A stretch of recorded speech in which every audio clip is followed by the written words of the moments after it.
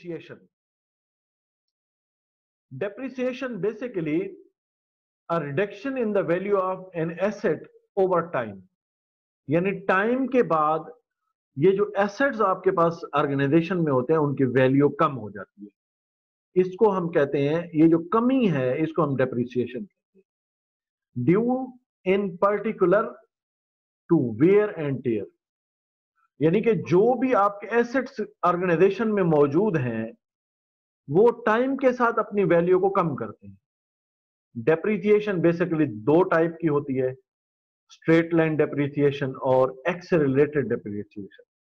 Exam में इसका question must आता है डेप्रिसिएशन पर, वो स्ट्रेट लाइन डेप्रिसिएशन को भी पूछ सकता है और एक्सेलरेटेड डेप्रिसिएशन को भी पूछ सकता है।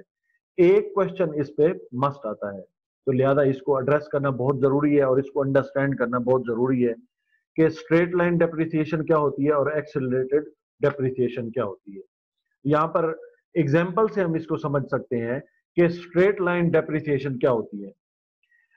पहली एग्जाम्पल में हम देखते हैं कि assume you paid $600 for your computer 1 year ago. You try to sell it now and the sale price is $450, but you decided not to sell it now and to wait for second year. At the end of second year, the price you can sell it decrease to $300. Therefore, the computer lost the same value 150 each year. तो ये देखिए यहाँ पर straight line depreciation हो रही है। हम इसको कहते हैं कि हर साल जितना आप वेट करते हैं उस प्रोडक्ट को सेल करने के लिए, जो आपने खरीदी है 2-3 साल पहले, अगर वो हर साल सेम वैल्यू अपनी गिरा रही है या अपनी कम कर रही है वैल्यू, तो हम इसको कहते हैं स्ट्रेट लाइन डेप्रिसिएशन। यानी पहले साल जितनी उसने गिराई अपनी वैल्यू, कम की अपनी वैल्यू, आपने डिसाइड किया कि मैं पहले साल सेल कर दूं, लेकिन फिर आपने डिसाइड किया कि नहीं, मैं अब 1 साल मजीद रखना चाहता हूं।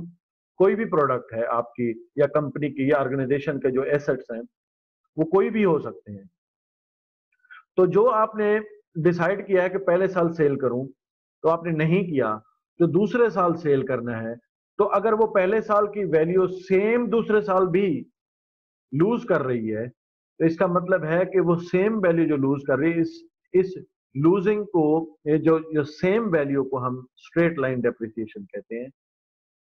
और अगर वो यकदम अगले साल बढ़ा दे वैल्यू या बहुत ज्यादा वैल्यू गिरा दे, तो हम उसको कहते हैं एक्सेलरेटेड। जैसे कि दूसरी एग्जांपल में शामिल है, assume you paid $600 for your computer 1 year ago. You try to sell it now and the sale price is $450. पहले साल पर वो $450 का बिक रहा है, but you decided not to sell it now and waited for second year. At the end of second year, the price you can sell it is decreased to $100. अब ये देखिए ना कि $600 पे आपने परचेज किया था, 1 साल बाद उसने $150 आप उसने लूज किया वैल्यू। लेकिन जो ही आपने ये सोचा कि मैं इस साल नहीं सेल करता ताकि मैं दूसरे साल सेल करूंगा, कुछ मैं बेनिफिट ले लूं, तो लेकिन दूसरे साल उसने $500 लूज किया। इसका क्या मतलब, एक्सेलरेट हो गया। ये जो आपका लॉस है वो एक्सेलरेट हो गया, इसको हम कहते हैं एक्सेलरेटेड। यानी कि जो पहले साल उसने वैल्यू कम की थी, दूसरे साल उससे कई गुना ज्यादा वैल्यू कम कर गया। तो इसका मतलब यह हुआ कि जो काम या जो प्रोजेक्ट आप लेने जा रहे हैं, ये जो काम करने जा रहे हैं, हो सकता है वो अपनी वैल्यू बहुत ज्यादा सडन कम कर जाए। आपने प्रोडक्ट लॉन्च किए, प्रोडक्ट बनाने जा रहे हैं, बाद में आपकी प्रोडक्ट वो सेल ही ना हो, तो क्या करेंगे, उसकी वैल्यू ही इतनी गिर जाए। तो ये इन चीजों को मद्देनजर रखते हुए हमें अकाउंटिंग टर्म से भी वाकिफ होना बहुत जरूरी है, ताकि हम देख सकें और अंदाजा लगा सकें अपने प्रोजेक्ट सिलेक्शन।